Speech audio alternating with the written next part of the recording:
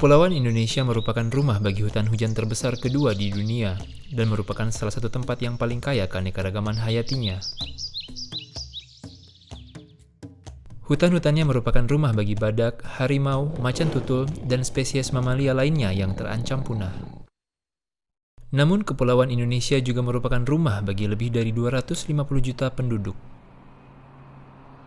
Pertumbuhan ekonomi Indonesia dapat dilihat dari pembangunan infrastruktur yang melesat. Deforestasi untuk kayu komersial, minyak kelapa sawit, dan perkebunan pertanian memberikan tekanan yang sangat besar terhadap berbagai taman nasional dan kawasan yang dilindungi di negara ini. The main threats is the allocation of land outside of the national parks, which is basically annexing large areas of land which has been traditionally used by local people for their livelihoods. So you see people being edged out of their traditional harvesting areas and farming areas into more marginal lands, many of which are occupied by protected areas. Manusia dan satwa liar yang tadinya hidup berdampingan, kini bersaing untuk mendapatkan lahan, makanan, dan sumber daya hutan lainnya. And so there's huge amounts of encroachment in national parks in Indonesia, and CIFOR's own research has shown that actually 1/4 of the coffee that's grown in Indonesia actually originates from national parks. And so the forests get transformed into farms and other land uses, which brings also people into direct contact with elephants in particular, but also big cats and other large carnivores. And so the closer that people come to wildlife and wildlife comes closer to people, then you have conflict. Di Sumatera, ini merupakan hal yang biasa disaksikan oleh tim dari London Zoological Society. Lihat lensanya, Bro.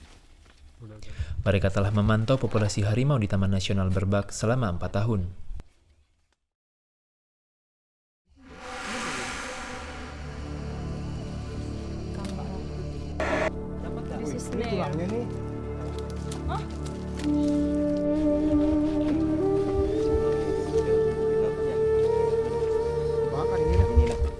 So it's during one of these occasions that our camera trapping team came across the tiger that had been poached.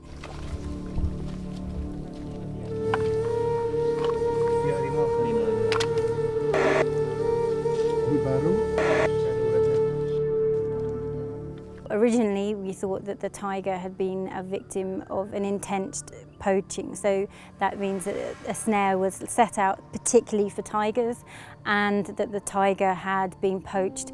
And whilst in situ, they took the bits that were actually worth of value. So they would have taken the pelt, they would have taken the paws and the teeth, most likely the head. However, when we started actually exploring the area, we started seeing that the actual tiger was intact. Apa itu? Bulu-bulu, tuh, ya kan? Ini kan, ya. Jadi kulit. mau ngambil apa? Nggak, maksudnya tuh mungkin belum sempat ditengok sini gitu. Tapi taring nggak ada tuh. Hah? Ini dia. Nah, taring dapat kan? Berarti ini belum dicek sama si pembuat itu. Belum dicek. Look what I found. Tiger canine. That tiger would have been snared, would have been unable to get out, and would have been dying of dehydration and thirst.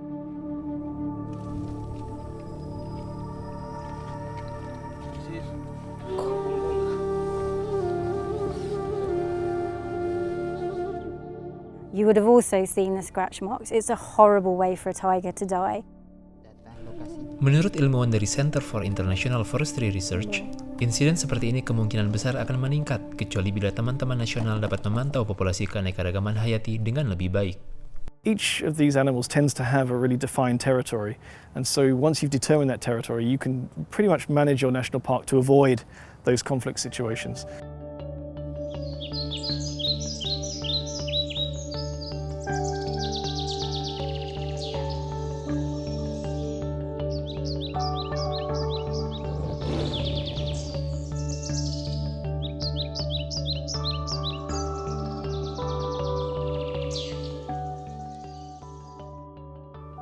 Peneliti CIFOR AG Kirida Laksana telah melakukan penelitian ke kawasan Taman Nasional Gunung Halimun Salak. Penelitiannya yang bermitra dengan Institut Pertanian Bogor dengan dukungan staf Taman Nasional diharapkan dapat mengumpulkan data mengenai macan tutul Jawa yang terancam punah.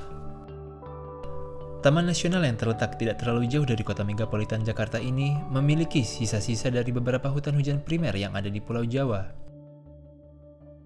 AG dan timnya berharap bahwa data tersebut bisa digunakan untuk mengurangi konflik antara penduduk setempat dengan satwa liarnya. Of course, if we want to change the management system, the rule of national park, so we need to have good data, so like biodiversity data, Javan leopard data, and case-based data and community data is very important to accomplish our idea. Pemahaman tentang beberapa tantangan yang dihadapi oleh Taman Nasional dalam melindungi populasi macan tutul merupakan hal penting. Setelah adanya perluasan, kita memang punya tantangan yang sangat besar karena lebih dari 300 kampung ada di dalam dan sekitar kawasan, dan di dalamnya terdapat lebih dari 100.000 jiwa. Paling utama yang sangat berpengaruh besar adalah deforestasi, karena deforestasi itu mempersempit habitat mereka. Dengan begitu otomatis mempersempit juga wilayah ruang mereka untuk hidup, untuk mencari makan, untuk berkembang biak.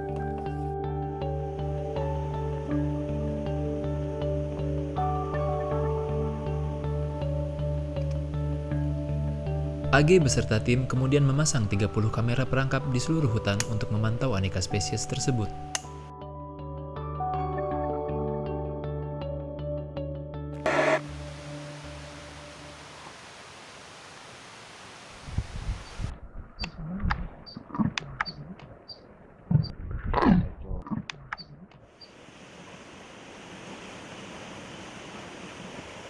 Hasilnya mengesankan. Kamera berhasil menangkap lebih dari 1.000 foto rusa, musang, berbagai jenis burung, serta yang paling ditunggu-tunggu oleh AG beserta timnya, yaitu foto setidaknya 3 ekor macan tutul yang berbeda. After I set up the camera and I check the result, and I saw the leopard picture, I was very happy, very happy. Namun macan tutul memiliki teritori yang luas berukuran sekitar 10 km persegi. Jadi sampai dengan 3 ekor macan tutul di satu area kecil dapat menyebabkan masalah di masa yang akan datang. Because of the leopard is top predator is in a food chain system, mechanism. I think it's too much. If we compare with the prey, like deer, like mouse, like civet. We assume that the condition of the ecosystem is not balanced. So the leopard tend to find another place to find the meal or the food. Masyarakat di sekitar Taman Nasional Halimun telah melihat lebih banyak macan tutul di area tersebut. Pernah ada macan tutul masuk kampung, mengambil itu kambing, kambing masyarakat di sini. Sebabnya macan tutul datang ke kampung itu mungkin kurang makanan di hutan ya. Saya nggak mau atau misalnya ada masyarakat memburu satwa-satwa yang ada di hutan, ya mungkin dampaknya itu masuk ke kampung. Ya terpaksa mungkin walaupun gimana itu macan tutul makan punya masyarakat di sini. Usaha mencari cara untuk melindungi macan tutul sambil memenuhi kebutuhan masyarakat setempat akan selalu menjadi tantangan.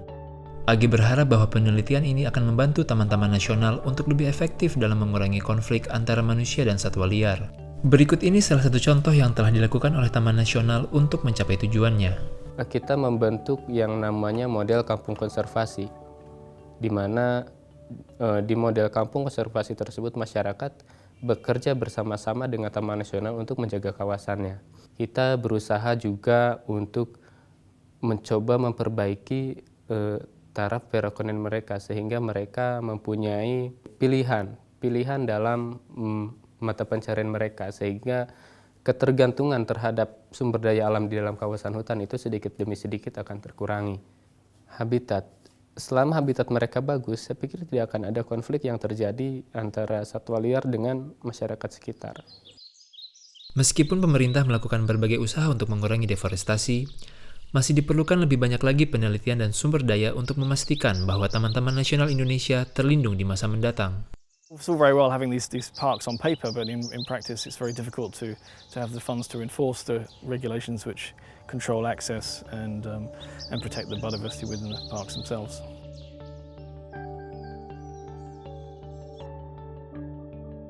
But here we are, the most densely populated area on Earth, And we have a city of 20 million people, only 60 to 80 kilometers away. And there are still leopards up in the mountains. So there's something, some hope to be had there. And I think something has worked, and we need to find out what it is so that we can apply it elsewhere.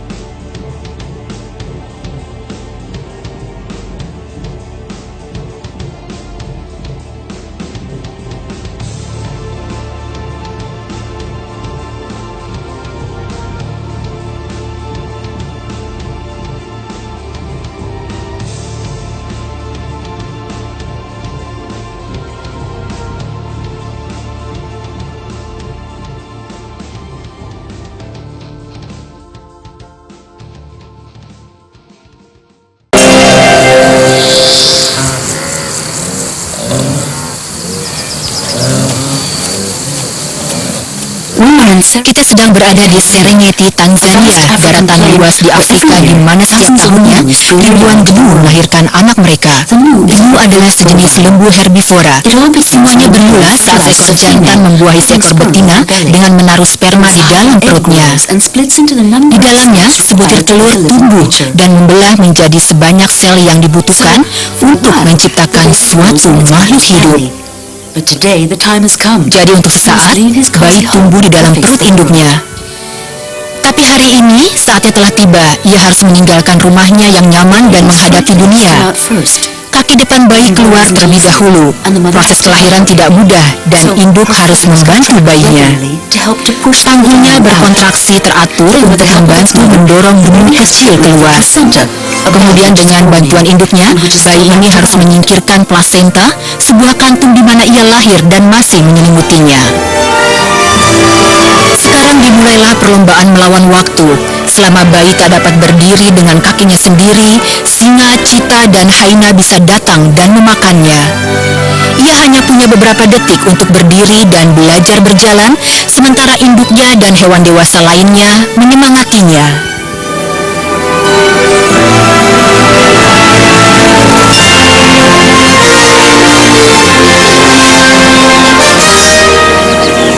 Akhirnya, dengan kikuk dan gemetar, langkah pertama. Ya, beberapa langkah tak stabil membutuhkan begitu banyak keberanian dan usaha. Langkah-langkah untuk kehidupan.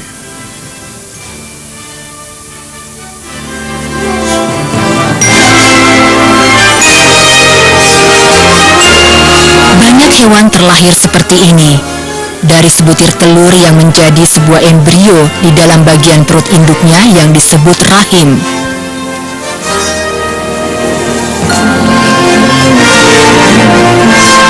Setelah mereka terlahir, mereka akan menyusu pada induknya. Hewan-hewan ini disebut dengan mamalia.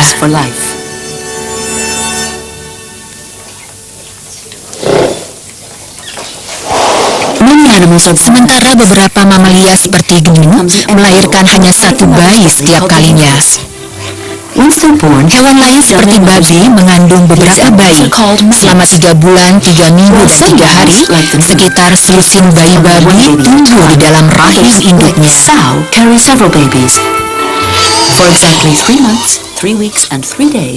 Babi memiliki selusin puting untuk dihisap bayi-bayinya, tapi terkadang ada lebih banyak babi lagi sehingga mereka harus berebut puting. Dan bayi babi terkuat akan tumbuh lebih cepat daripada saudara-saudaranya. Tentu saja, tidak semua hewan adalah mamalia. Beberapa hewan seperti burung bertelur di dalam sarang. Embrio tumbuh di dalam cangkang dan bukan di dalam perut induknya. Ayam jantan muda adalah ahli dari semua betina di peternakan. Ia telah membuahi ayam betina dalam 24 jam.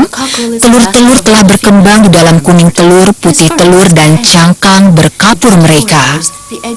Pada hari pertama, ayam betina bertelur.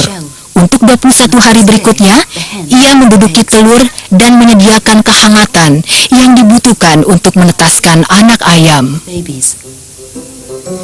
Pada akhir dari 21 hari, memakai ujung berduri di paruhnya, anak ayam memecahkan cangkang telur. Basah dan lelah, ia sadar bahwa ia tidak sendirian. Beberapa saudaranya telah muncul di dunia bersamanya. Mereka akan terus bersama, tetap hangat sebisa mungkin. Mereka segera belajar menghasilkan bunyi mengerik yang merupakan panggilan dengan saudara-saudaranya dan cara memastikan induk tidak kehilangan satupun anaknya.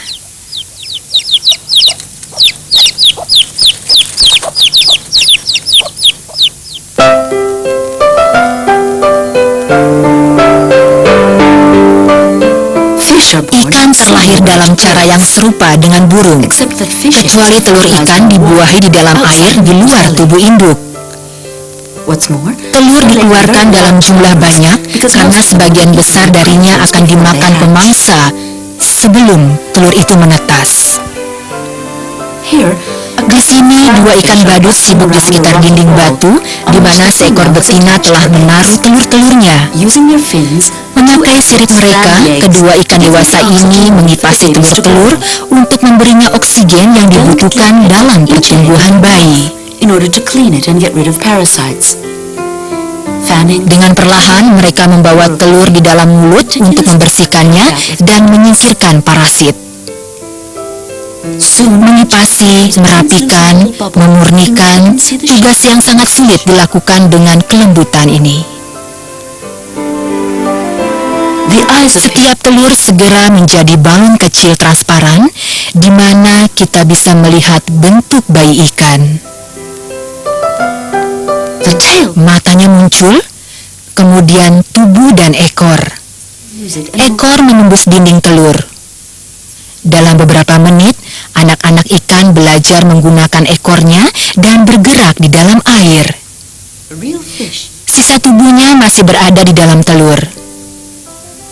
Tapi hanya butuh beberapa detik untuk menyingkirkannya. Ikan-ikan ini akhirnya bebas, ikan sejati yang berada di dalam air.